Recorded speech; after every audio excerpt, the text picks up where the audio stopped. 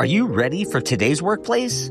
It's faster, more competitive. On the job, employers use dozens of applications you've never heard of and have higher expectations than ever before. But that's business. As a blind job seeker, you won't get that many opportunities. So when the opportunity does strike, the job, the work, the real opportunity of employment, you better be ready. And you can do it if you put in the work to stay ready. The Workplace Readiness Accelerator program is designed to do this across 8 weeks. It's 25 hours per week, but on the other side, you will know. You'll know you've built the skills. You understand what employers expect, and you'll know how to accomplish it when you get there. You're blind, which means we've got to be twice as great to be considered half as good. So stay ready, be ready with the Workplace Readiness Accelerator program. To learn more, click on vocational rehabilitation at accessabilityofficer.com. Access Ability Officer. Ability is our middle name.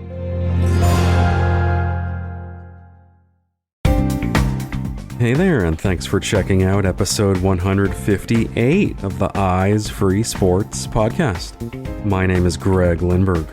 Here on this episode, we are visiting with a professor who also happens to be the head coach of the national men's goalball team in Puerto Rico. And I think you'll really enjoy just all of his insight and perspectives on coaching, on what it takes to be a successful goalball athlete, and also some of the research that he's done when it comes to adaptive sports for the blind. So why don't we go ahead and hit the court and get rolling toward episode 158 of the Eyes Free Sports podcast.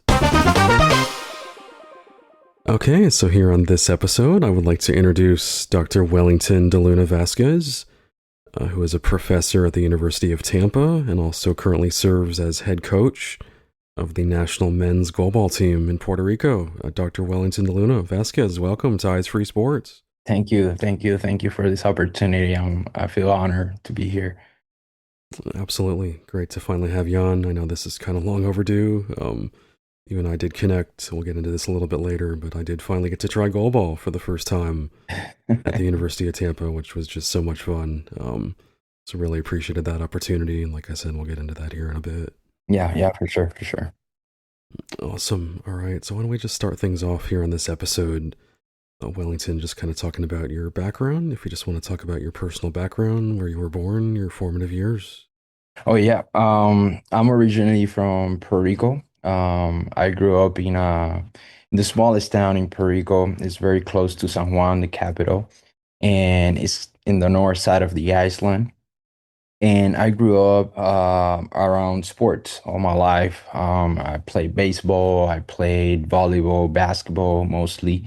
When I got into high school, I explored track and field, too many sports my youth, and I was blessed to have all those opportunities while I was in school.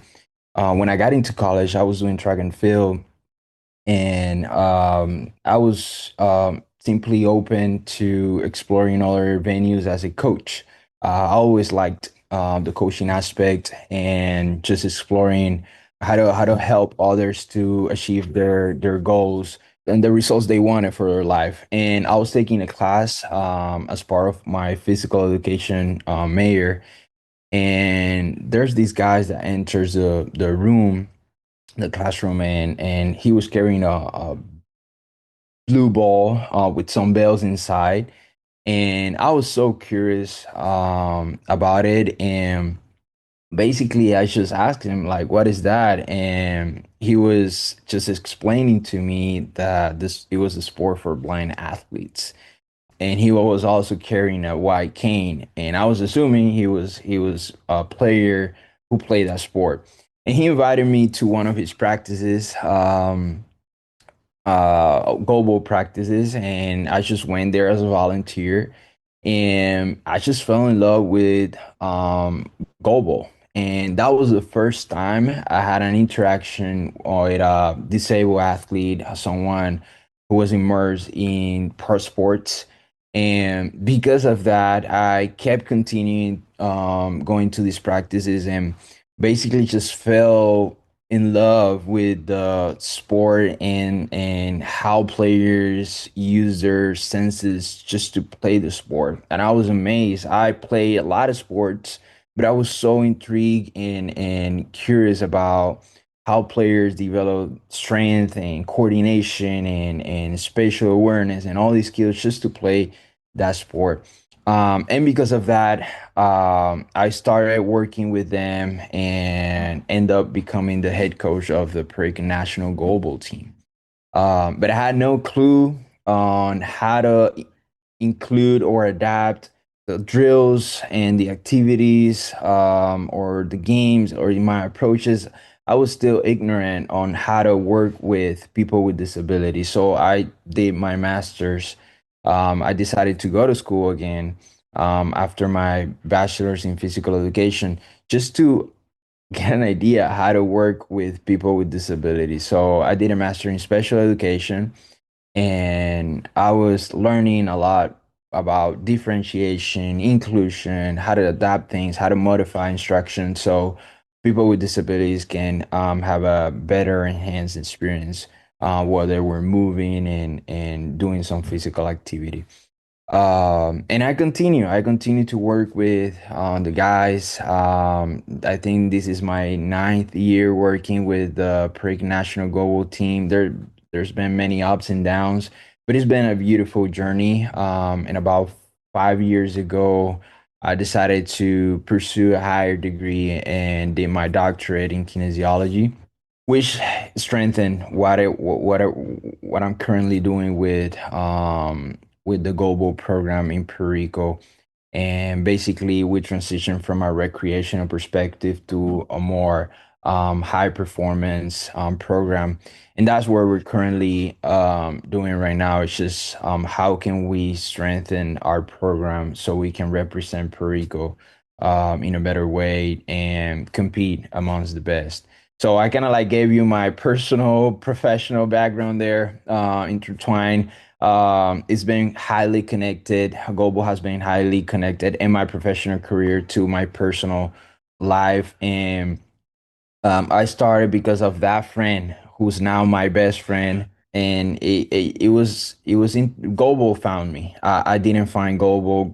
Global found me, and I'm very blessed to be part of this community and serve others so they can have a more active life and, just see physical activity and Global as an opportunity to access a whole new world of inclusion. Wow, that's amazing. And what's your friend's name if you want to give him a little shout out His here? name is Felipe. He's, currently the captain of the Puerto Rican national global team. Excellent. All right. Hope you're Felipe listening out Flores. there, So Felipe. shout out to Felipe. That's awesome. That's wow. It's so interesting how, the sighted world kind of connects with the blind world, how that connection happens. And I feel like, other coaches I've talked to, or whether it's guides or whatnot, there's always kind of an interesting, entry point. And I'm so glad, you connected with Felipe, like you said, in that classroom, and just how it kind of blossomed from there. Yeah, yeah. Yeah, so talk to me a little bit more about your PhD program. I'm really curious. I understand you've done like research when it comes to goalball and kind of adaptive sports in general. I'm curious what you've kind of learned from all that. Yeah. Like I said, about 5 years ago, I moved to Atlanta, Georgia to pursue my PhD at Georgia State University. It's a PhD in kinesiology. For those that, don't haven't heard of that word before, kinesiology is basically the science or the discipline that studies movement, human body movement. So within kinesiology, there are many, kinesiology is kind of like the umbrella, and within kinesiology, there are many areas where you can study, like physical therapy, exercise science, rehab, biomechanics. But I was mostly focused on adapted physical activity and physical education. Since it was my background, I kind of like wanted to continue to understand how can we promote physical activity for people with disabilities.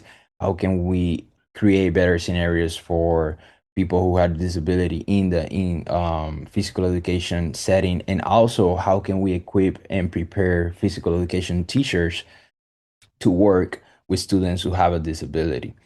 Sometimes these teachers are afraid. Sometimes these teachers kind of like sense a fear to work with students with disabilities. And I wanted to understand a little bit more what are the behaviors and things that were occurring within our field that could prevent students from with disabilities to receive a quality of education. And within that, I took many classes, and I decided to understand what were the coaching behaviors within goalball and other pro sports, it's mostly blind sports. What were the coaching behaviors that many coaches were able-bodied coaches were bringing from their own backgrounds. Most of the coaches we know these days, they have a background just like I did in certain sports.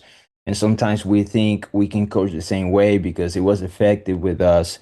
We think that will be effective with people with disabilities. And I was kind of like trying to understand what were some of the ableist practices or coaching behaviors that were carrying through different backgrounds, educational backgrounds, sport exposure, and understand a little bit how athletes were perceiving those behaviors from coaches, and to see if we can understand a little bit the interactions that were occurring in these spaces. And from there, just build some research that could help us understand a little bit what's going on, so we can improve the practices if they were negative to the athletes.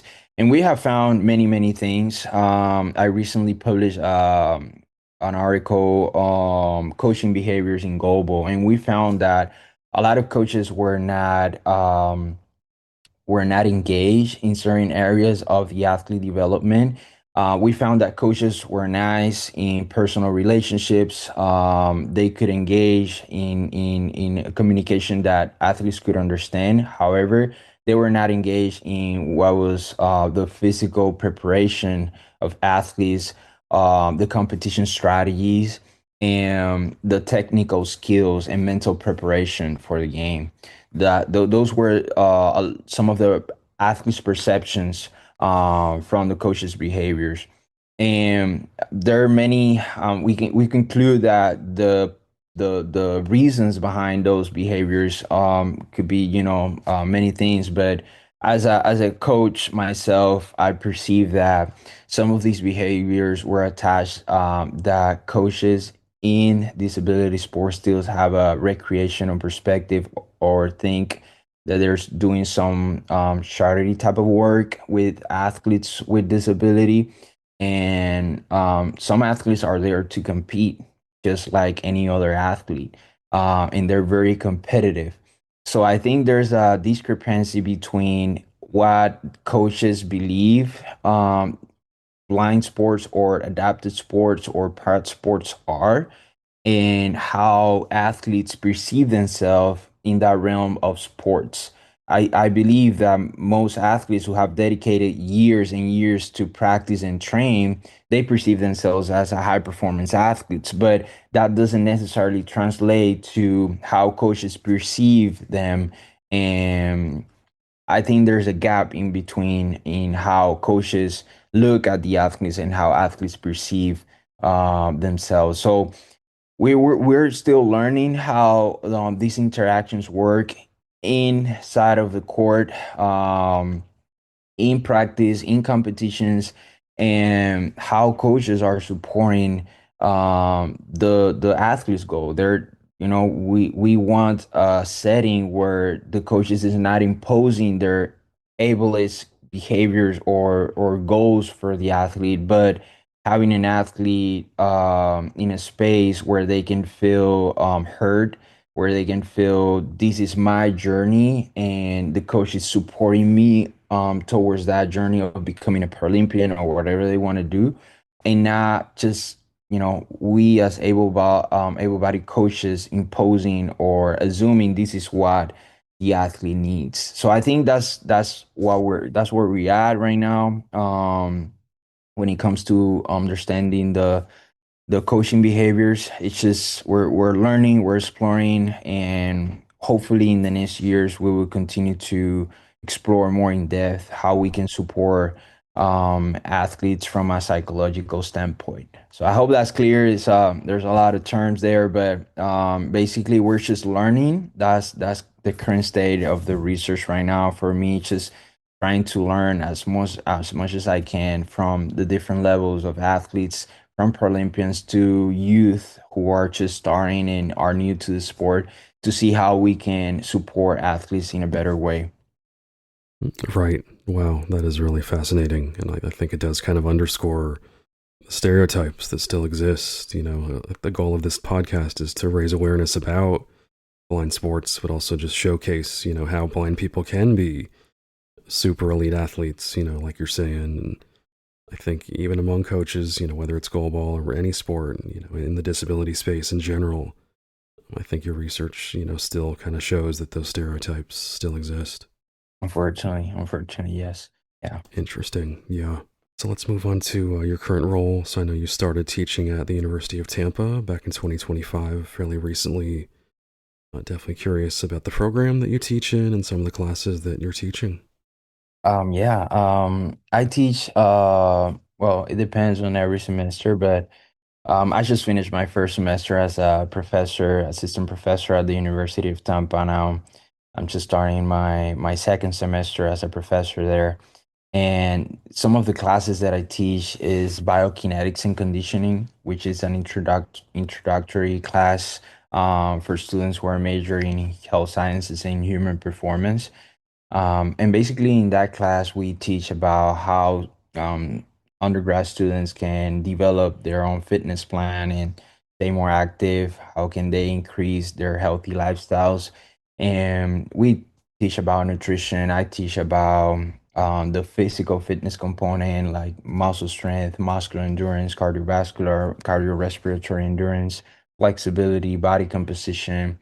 I also teach about skill related components like agility and many others. And it's basically a class where we just expose them to those basic concepts and foundations, how to stay fit, basically, and have a more and have an increased health, in having physical activity levels that are appropriate and according to the recommendations of the different organizations worldwide. And I also teach a physical education and fitness for special populations, which is my favorite class. I always tell this to the students because of my background with adaptive sports and pro sports.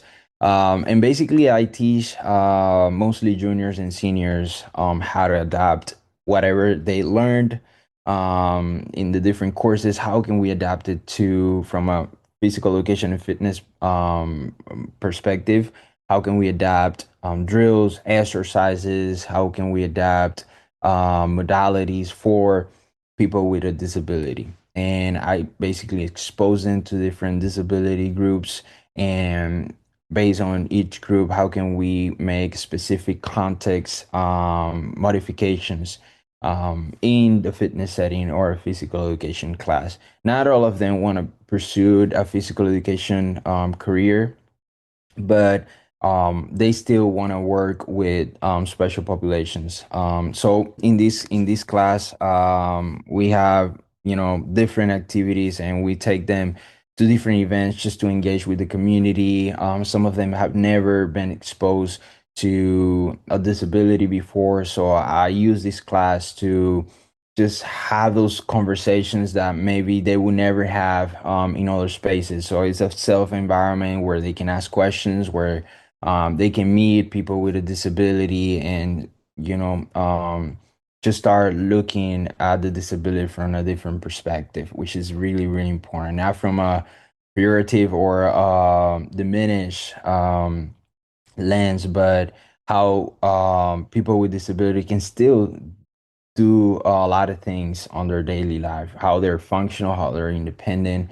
Um, there's a documentary on Netflix right now where we watch it together and we analyze is Rising Phoenix, which basically gives you an overview of the Paralympics games and how it has developed throughout the years, and how athletes are being showcased not as an inspirational or superheroes, but as athletes that have overcome a lot of barriers and hurdles.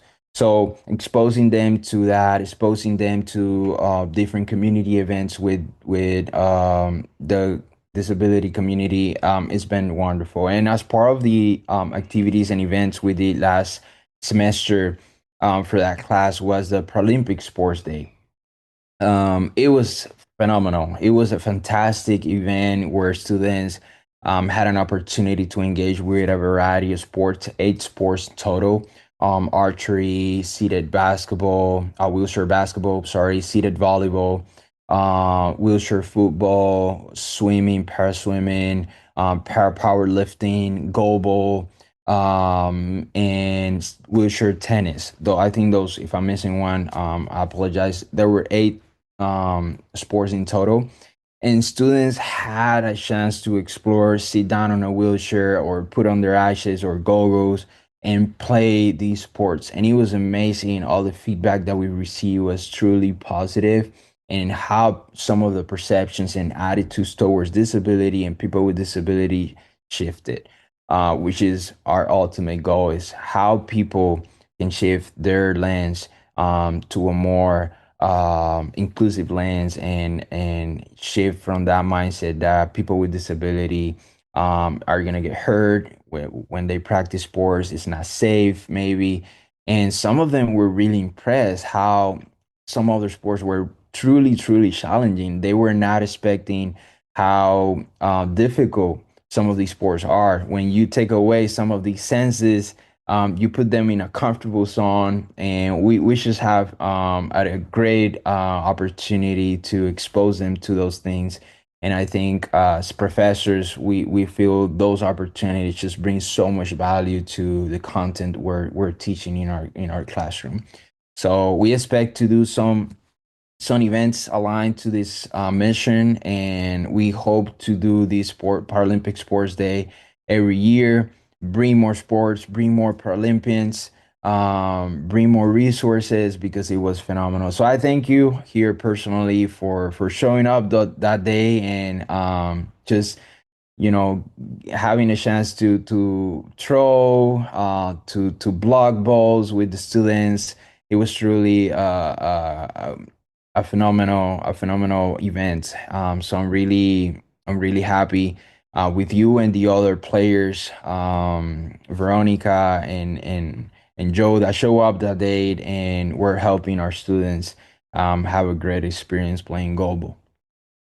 Yeah, and cannot thank you enough for the opportunity. I know when I first saw your post several months back on Facebook about organizing this event, I was like, oh my gosh, I can't, am I reading this right? Like, is this actually happening in Tampa in Florida? And just because they're not, like we've talked about off air here, there's just not a whole lot of opportunities around the state. So I was so honored to get to be part of this. And yeah, definitely shout out to Joe Chait, who's been on this podcast, goalball player here in Florida. And you mentioned Veronica Hyatt as well, a member of the national women's goalball team here in the U.S. It was so much fun getting to play with them. And I got to say, wow, when that ball hits you, it hits hard. It's it's a hard ball. It's heavy. It's wow. But I was really excited to score a goal and then block one of the shots. So overall, I thought probably could have done better. I'm always hard on myself as an athlete, but thought I did okay. I would say, Yeah, you did fine. You did 6 out of fine. 10, 7 out of 10. Awesome. Yeah. So talk to me a little more about, as far as coaching, being successful at goalball from a coaching standpoint. What are the keys to being a successful coach? Um, so I call these the 3 C's for me. I think you got to be creative. That's key. Becoming a successful coach, global coach specifically, because you're gonna encounter times where maybe you don't have a facility in place where you can practice the sport, or maybe you don't have the enough equipment. Maybe you don't have the goals. Maybe you don't have knee pads to provide to your athletes. Maybe you're lacking resources. You could also be lacking knowledge, because there's not a global certification for coaches where you just go to this place or you take it online. I mean, that's non-exist, and you have to kind of like adapt and modify when you're lacking that specific context knowledge. You have to rely on other sources and bring it to your context. And that's where the creativity comes in. This is where you ask yourself, how can I use this that has worked for other coaches in other sports? How can I bring it to global and adapt it and create new things and create new drills? And let's try this. And you kind of like trial and error and you find what works for you and your athletes. So you have to be creative. I always say that you're not limited by knowledge, but creativity. Some coaches, they feel they need to read more or take more courses or take more materials, and that's fine. But if you don't know how to bridge that gap between what's currently happening, your context, and whatever knowledge is out there, then you have a lot of problems and issues on fulfilling the needs of your athletes. So creativity, I think, comes first. You have to be creative. Also, you have to be committed. There's going to be days where athletes are not going to show up, or they don't have money to travel, or there's no transportation, and you still have to stay committed to the mission, not just to your program or your club or your team, but to the mission of promoting the sport and promoting healthy lifestyle for people with disabilities. So there are times where rough times, difficult times where I touch doors, I knock on doors, and nobody responds. Nobody's there. Um, I've heard a lot of no's through my years, but I stay committed because I feel this is a mission that drives my passion, drives my work. So even if it's just two athletes that are going to show up, I still show up because my commitment to the field, to the sport, is non-negotiable. So I've seen a lot of coaches that just get disappointed when they feel that, athletes or parents are not supporting the program, and they end up quitting, they end up resigning from the program, and that's not the mentality of a successful coach. Like if you're having trouble finding players or recruiting players, you spread the word in ways you can. Just find other alternatives, just reach out to other players, Paralympians, try Facebook groups, try showing up at tournaments, volunteering, exploring all the venues possible that could bring more players to your program. And if you're still encountering problems, reach out to me, reach out to Greg, reach out to others. We want to support the community in ways that is sustainable. All right, we want to stay committed to the mission and grow the sport in the United States, in America, in the whole world, in the whole continent. I feel that's my mission. So when I'm in doubt, when the program is not going in the way we want, I reflect on these things, and I stay committed to what initially brought me to the sport. And I think a last characteristics or trait of a successful coach is you have to be competent. And I take this very serious because some of these athletes are dedicating energy, time, effort. They're putting their lives at risk sometimes. To play this sport, and you have to come up prepared. You have to come up prepared for practice. You have to read, you have to look up or watch YouTube videos. You have to look up for more information, stay up to date with the research.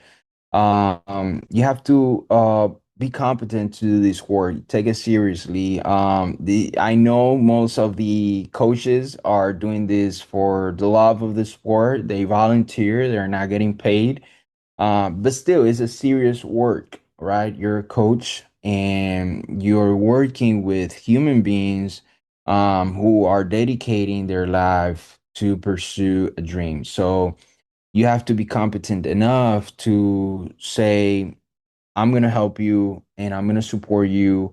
And in the ways the athlete needs, I'm just gonna give my maximum potential and the best I can to help you reach those levels.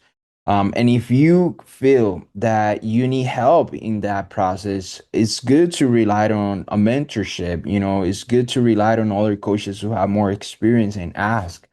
So it's very important to self-reflect in that process and say, okay, this is what I can do for my program. I can commit to this level, or I can support athletes in this sense, but maybe there's an area that's missing where I feel other coaches could bring more knowledge or could bring more expertise to that area and build a better program. So I think that's part of understanding the dynamics of coaching. Like if you do this solo, if you do this by yourself, you're gonna burn out. You're gonna burn out. So you have to self-reflect and look at yourself in what areas I feel the most competent, and in the areas where I feel there's a lot of weaknesses or need for myself, then just bring people that could support you and help you and accompany you through that journey. So I think, just going back, I think being creative, staying committed, and being competent in what you do, I think that will put you in a better place to becoming a successful coach. So I don't value my metrics are not winning championships. It's not how many medals do you have or how many world championships do you have. Is how do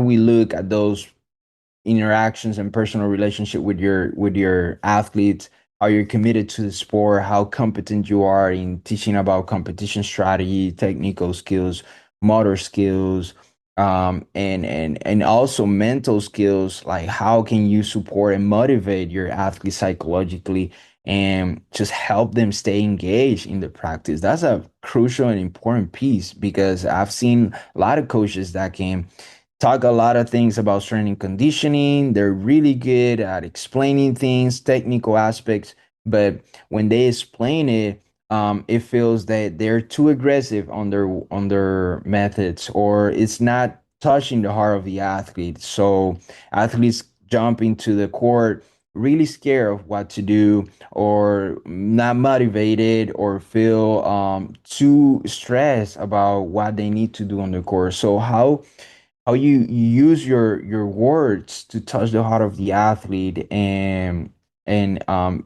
get the best out of them. That's a skill that goes within those competencies of becoming a successful coach. So um I think though all those things combined, I know it's a lot, but I think those values are more reflected of a successful coach than how many championships or how many medals you have in your resume. Absolutely. Very well stated. Wow. It's a lot of great insight right there. I appreciate that. So then kind of on the flip side of the coin, being an effective, a successful goalball player on the court, what kind of traits have you observed, just over the years, your experience coaching, the traits that make a successful player?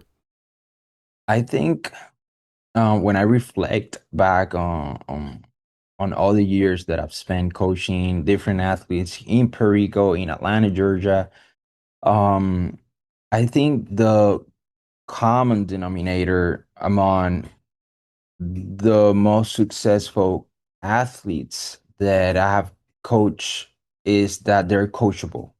So that's very important. And by coachable, I mean that athletes will listen, athletes that after listening they reflect on what was told to them, and they apply it in the specific ways that the coach had wanted. But also there are certain athletes who are really coachable, that in that process they tell you, what if we do that other thing that I have in mind, and they challenge sometimes your position and the way you see at the game, and that's beauty in the game, because how we see the game as coaches is not the same way as athletes see the game. But if an athlete stays coachable in that process, maybe they do not agree 100% with what you think is with what you're trying to express, or what you think is right for the moment.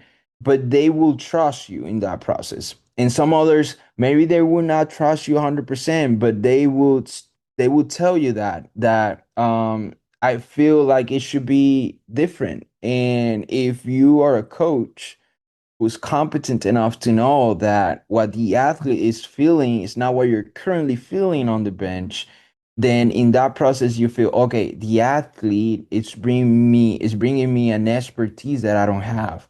So I do place the athlete and coach relationship at the same level. I don't feel the coach is above the athlete or the athlete's above the coach. So I feel there's knowledge that the coach has that it's crucial for the game, but also athletes could bring a lot to the game and to the understanding of the game that is equally important. So athletes who are successful are really good at expressing that, and they remain coachable. They listen, they apply it. They're not gonna go behind you and do whatever they want. They will tell you what they feel is gonna work. Sometimes they get it wrong, sometimes they get it right. Like any other sport. And I think this is a very, very important thing. I in global, maybe not so much in other sports, but in global is so important. Athletes who do not let mistakes or goals get into their head are the most successful one, because goals are gonna come out of every single game. Probably mistakes are gonna happen, penalties are gonna happen. It's part of the game. But athletes who can shake it off immediately after a mistake and just focus on the next play, I think are the most successful one. And players who have trained for that, because that's a skill that you train. It doesn't happen automatically. It takes years just to allow those goals to come in. Try to refine. Sometimes when you try to adjust, doesn't work. But players who are determined to continue, even though mistakes are happening, for me, those are the most successful athletes. And I've heard a quote of Michael Jordan once that I felt 3,000 times, but that's what led me to success. It's just, I failed so many times, but because of those failures, Michael Jordan is the player who is, just and if we want to call them failure, right? It's just it's text for success. Another player, I'm citing his words is there's no failure in sports. It's just steps to success. So I highly believe that players should have that mindset, and that makes you a great athlete, a great athlete. And like I said, for coaches, it's not how many championships, it's not how many tournaments have you been, if you make the finals or not. It's that mindset and how resilient you are on the court when things are not going your way, and how you remain coachable through those hard times and difficult times where you maybe do not agree fully with your coach. Absolutely. Yeah, that's so well stated once again, just dealing with adversity, as folks with disabilities, obviously just in our lives we have to overcome challenges, and just day-to-day things we do, and I think the same can apply to being an athlete as well. Yeah, yeah. Excellent. I'm also really curious about just Puerto Rico in terms of adaptive sports, blind sports. Would you say, like, the current state of affairs there? Is there a lot of, support for adaptive sports in terms of funding, in terms of opportunities, programs, etc.? It's a small community. I have to be honest with you. The population in the whole Iceland, um, I think around it's less, I think, than 3 million people. And it's a small community, the blind community in Puerto Rico. It's a niche, so promoting sports for people who are visually impaired in the Iceland comes with some challenges. Is how do we find people in the Iceland to play sport? The interests are vary. Honestly, there are people that are pursuing activities like goalball that are more intense, fast paced. And some other people in the community are just looking for more calm activities, which is fine too. So we've been working with the Puerto Rican Federation of Blind Athletes for the past 8, 9 years, and they promote different sports activities for blind people in the community, and some of the activities and events and sports they offer is just running. So they go to 5Ks and 10Ks and sometimes have marathons just around the Iceland to bring more awareness and inclusion for people who are visually impaired, and they sign up for these races and they run it, which is fascinating. And athletes show up and support that. And my perception, it's been 5 years that I moved to the United States, but my perception to this day is that the community maybe it's not growing as fast as we thought, but it's definitely growing, it's strengthening. And people are looking at these organizations with more serious, and we still are fighting for facilities, we're still fighting for resources, but I think to this point, they know we're doing something. Maybe they don't know exactly all the details about our federation, but that's part of the strategic plan that we've been working on for the past years, just to promote the sport in the whole Iceland. And we participated in different events, like I mentioned, you 5Ks. There's a group of people that go to schools and do workshops, conferences as well. That's part of the work I do. I go to these conferences in Puerto Rico where I talk to physical educator teachers about global and pro sport, and I try to increase some of the awareness of the sports and the work of the federation. The federation works under the Paralympics Committee, Puerto Rico Paralympics Committee, and they do promote the sport in different ways, more internationally, and they find opportunities internationally, for our players to participate. We have a strong team in track and field, players who have represented Puerto Rico in different stages, which is good.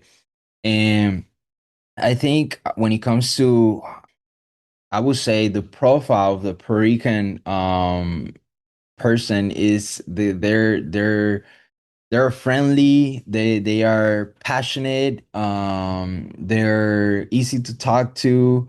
The Puerto Rican profile is let's talk, let's hang out, let's party, let's have fun. So I would say that a lot of, I'm not gonna generalize, but most of the blind people in the community are easy to talk to, are fun. You can become friends easily, and I think that's what makes us a little bit different than other countries. Just like we are not we're not scared to make new friends. We want to make friends and we want to party. We want to sit down and talk about life, talk about your challenges, and sometimes we're gonna laugh even at our own challenges. Sometimes we lack resources, and we find ways and we laugh in that process. So we're very resilient, and we try to stay positive. I think the community itself tries to stay positive because all the challenges, when you think about all the challenges we face, even though we're part of the United States, it's you could get depressed easily when you think about all the resources that are lacking and the inaccessibility and all the barriers, but we try to overcome some of that by staying positive and just fighting through. We never stop fighting, but um I think that's our mindset, honestly, and we want to be among the best when it comes to the global community. We want to work hard, and we're never satisfied. We If you close the door for me, I'll open the window. If you close the door and the window, I'll just open the roof. That's the mentality of us. And we keep fighting. We keep fighting, and we fight with a smile on our face. Right, right. Love the passion, Wellington. I can tell, it just, this means so much to you and trying to create opportunities and grow, goalball or adaptive sports in general. I really just appreciate that passion. And kind of on that note, I'm also curious about here in Florida, the Tampa area specifically, but maybe more broadly, the state of Florida. What kind of vision do you have, in terms of goalball, trying to grow the sport, build more opportunities? Just what are your goals? Well, my goal is to, with the help of others, is to collaborate and establish, maybe an organization, a nonprofit that would just basically serve as a point of contact for any blind sports or any sport activity for people with disabilities, or specifically for people who are visually impaired. We just want to promote sports and opportunities for youth, for adults, kids, any age. If a parent wants more physical activity, exercise, or more activities for the kids, they can contact us. They can, and we can serve, as an advocate. We can serve them by connecting them to maybe coaches, other organizations, or services that we can provide, and that translate maybe to a global program that we can establish in the Tampa area for athletes with, or players, retired players, anybody who would like to just learn more about global. They can go to and serve and volunteer, or just play and have fun. Some of the people in the blind community are just staying on their couch doing nothing at home, and the sedentary lifestyles, it's what predominates in their lifestyle. So we want to bring more physical activity. We want people in the community to exercise, stay active, and just improve their quality of life. Honestly, it's about that, right? Just improving your quality of life, longevity, and just spend the rest of your days, more healthy, right? Not so fatigued. We want you to help you lose fat, lose weight, and become stronger, more literally, when it comes to physical activity. So I think that's kind of like the mindset we have. I've been connecting with the Florida Instructional Material Center for the Visually Impaired. They're great people there, that are really interested in just starting something. I know in the past there was a found nonprofit dedicated for blind athletes in Florida. I'm still in the process of contacting what has been done and learning a little bit about the community. About 7 months I just got here, so I'm still learning about some of the places and history and background of how blind sport was done in the past. I think there were many efforts before the pandemic, and after the pandemic, basically everything stopped. So if I have to build something from scratch, I'll do it, but I'm looking and I'm just trying to connect with people that has done something, and for some reason they stopped, so we can build momentum and help others, and support that journey, and that mission. And we're in that process of contacting people around the area so we can bring more awareness of this intention, and just start something, start a global program, or start a program for adapted sports or blind sports. And I think that's kind of like my wish for this year. And I don't know if it's gonna end up, like I said, into a nonprofit, or but if someone is willing to take over that, and just need extra hands, I'm here for that as well. I just want to support the mission of promoting physical activity and sports for the blind community. Awesome. Some music to my ears, I gotta say. And yeah, I mean, as you know, if there's anything I can do to help assist with that and make connections or whatnot, I'm always here for you. Awesome. Appreciate it. Greg. Thank you. Definitely, yeah. And then, so before we wrap up here, any contact info, anything you'd like to mention if folks are interested in getting in touch? Oh yeah, for sure. My email is kind of like the best way to contact me. It's WDeluna, DELUNA, Vasquez with two Z's, VACQUEZ. So again, WDeluna Vasquez at UT.edu. That's the best way to contact me is through email. And if you want more information, or if you cannot reach out to me through email, you can just reach out me through my phone, and it's 787-929-3623, and you can send me a text, and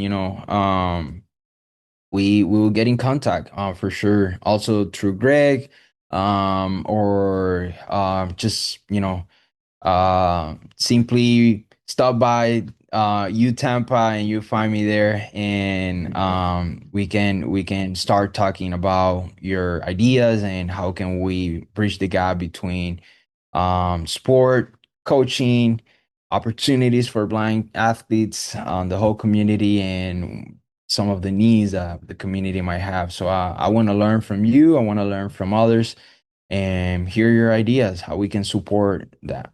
Awesome. And as usual, I'll include that contact info in the show notes for everyone as well. Awesome. Appreciate it. Thank you. Cool. Yeah. All right. Again, we've been chatting with Dr. Wellington De Luna Vazquez.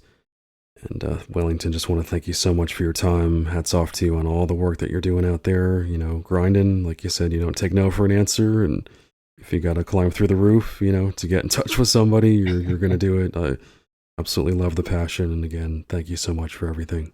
Thank you, Greg. Thank you, Greg, for having me. I appreciate it. And wish you the best on your journey. And I hope this episode and your podcast continue to grow and people listen to the wonderful topics that you bring here and all the conversations, which are amazing. Appreciate it. Well, thank you. Yeah, really appreciate that. To hear more episodes of the Eyes Free Sports podcast and to subscribe, search for Eyes Free Sports on your favorite podcast platform or visit eyesfreesports.com. Be sure to follow the Eyes Free Sports podcast at facebook.com/eyesfreesports and on Twitter at Eyes Free Sports.